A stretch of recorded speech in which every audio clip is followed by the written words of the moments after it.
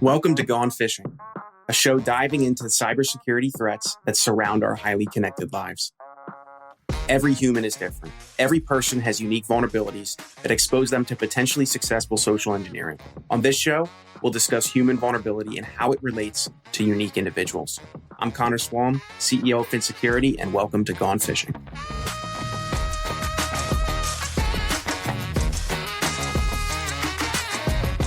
Hey everyone, welcome back to another episode of Gone Fishing. I'm your host, Connor, the CEO at Fin, and I am joined once again by the jerk in the channel with the large bucket of rocks, also known as the president of CNWR, Jason Slagle. Jason, how are you doing? Good. Honestly, that intro doesn't get any, it doesn't get any more boring every time I say it. Yeah. If you want to know what that actually means, go listen to the first episode that we did with Jason, where we talked about spooky SSO, single sign-on. And yeah, a lot of myths surrounding SSO, apparently. So today we're going to talk about a topic that is the reason I first met you, ever. Like the reason someone pointed you out on the interwebs. Yeah, I'm pretty sure it was Kyle Spooner. It was like, don't mess with that guy. Or maybe it was Riggs. I don't know. It was probably Riggs, because knowing where we met, he was there. He probably was. It's the current state of MSP vendors, but just the state of MSP vendors in general. So before we jump into the questions, anything you'd want to say? I know this is a blank canvas and I'm letting you paint here, but...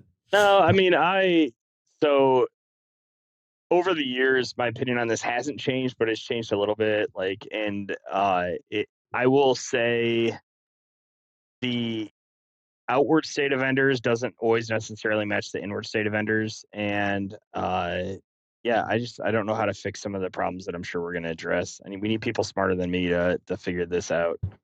What does that mean? The outward doesn't match the inward? There are companies that I think are actually trying to affect change. And I'll pick on ConnectWise for they're better or worse, right? Like they're a $1 million behemoth, and they have a bad rep, but I will say that the people I deal with there on a fairly regular basis, every single one of them cares and is trying to make it better. I just don't think they know how to do it.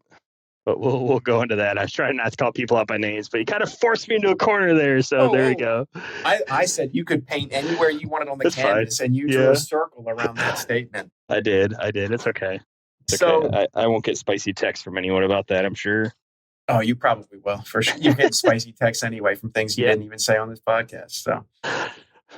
So MSP space has been booming. There's been a lot of vendors added, a lot of new vendors, also a lot of vendors adding new things. But are they providing more value? What are your thoughts on that? Maybe. So I'm going to give the answer that makes Ray the most angry of any answer I give. And the answer to that statement is it depends. There's a recent article that came out that I was quoted in, and what I said in that article, I wholeheartedly believe in that we have a lot of cool innovation happening from MSPs that are turning software vendors, right? But what I will say is I do not believe that the big players in our industry, they're not adding additional value and they're not innovating. And I will say that matter of factly. I think that we are at an interesting spot where the MSP markets are very mature at this point, right? Like we've left the Carl Palachuk, just build yourself a recurring services agreement and then manually do all these things every month in your MSP world to a very mature space. In his updated book, I think covers a lot of this, but a very mature space where we rely 100% on a ton of tools to be able to have the ability to service the number of customers that we end up having to service, right? So like I've seen over my short, 5 or 6 year career as an MSP and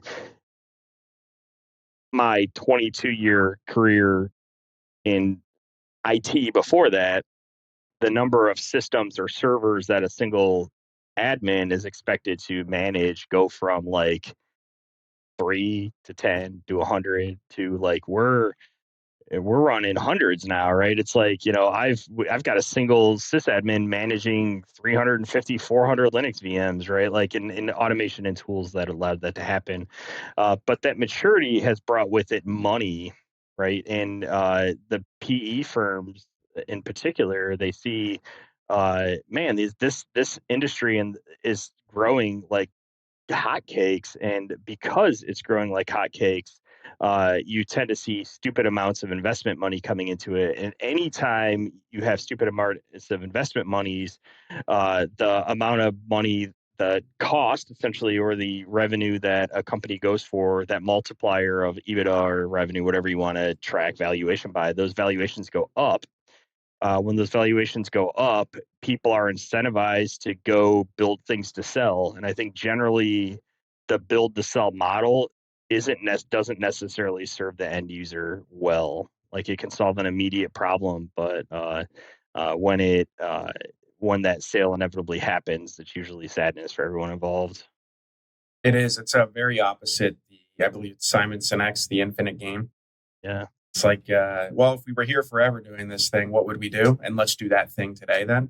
Now, I get that sometimes you can't act like that all the time, but it's still a great thought exercise, is providing value forever versus just building Yeah. for a sale.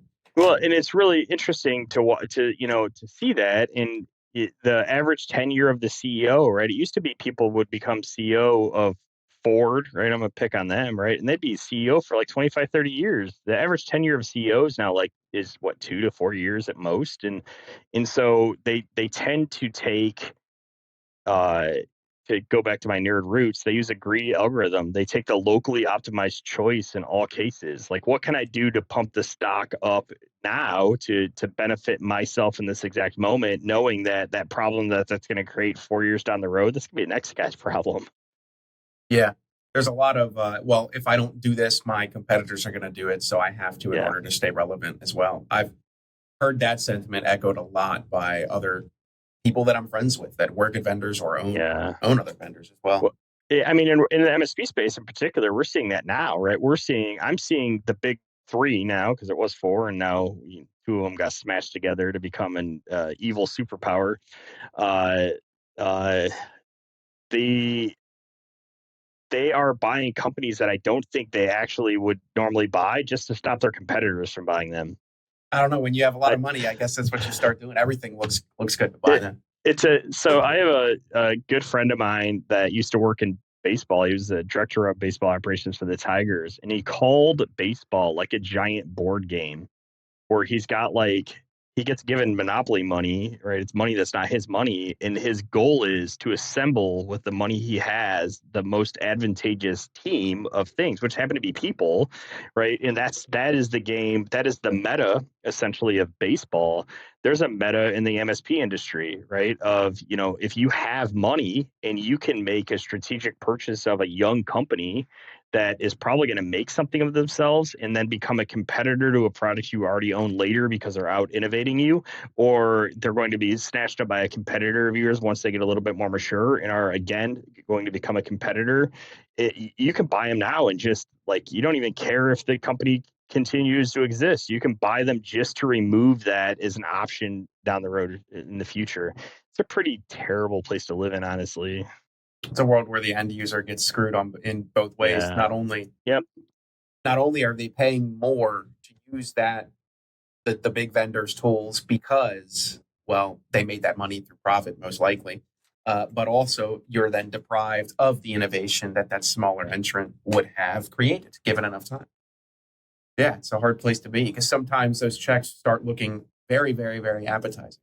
Yeah, they do. I mean, we have a mutual good friend that exited to a company that made me very sad. And at some point or another, the money is really hard to turn down.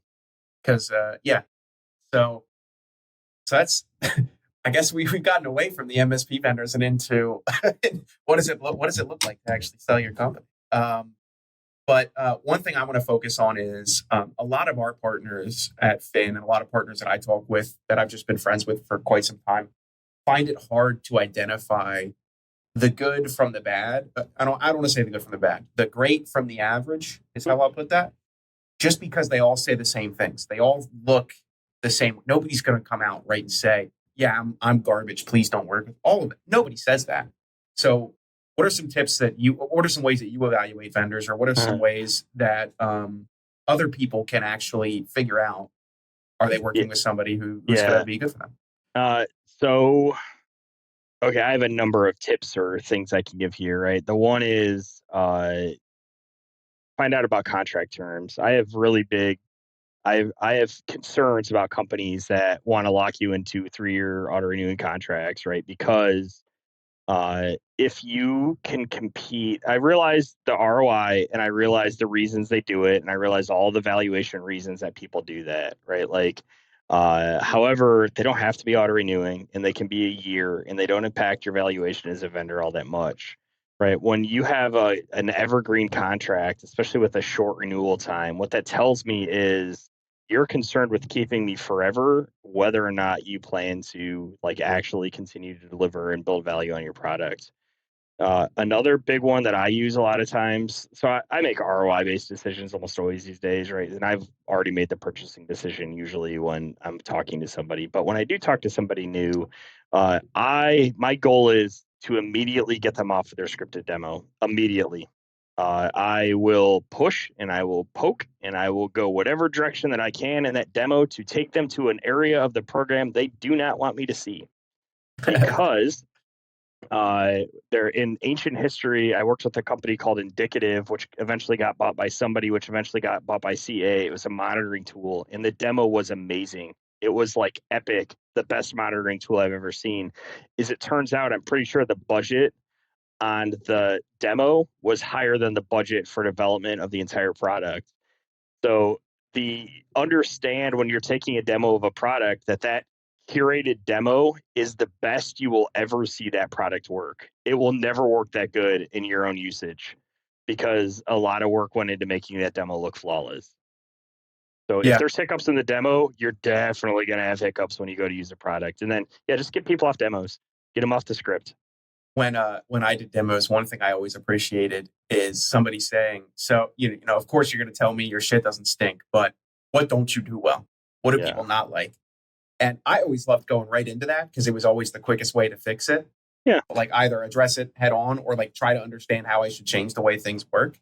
But a lot of people won't ever ask that question Yeah. because they feel like they'll never get a real answer. And the reality is, most of the time you won't get a real answer, but you can smell it. You Yeah. know when you're not getting a Yeah. real answer. Yeah, it's the equivalent of the universal interview question. Tell me about some of your like weaknesses, right? Like, oh, I guess I care too much. Like that's a BS answer, and everyone knows it, right? Like it's not necessarily about the answer to the question. It's about your reaction when I ask it, and then it reading the subtle body language and other hints in it when you do it.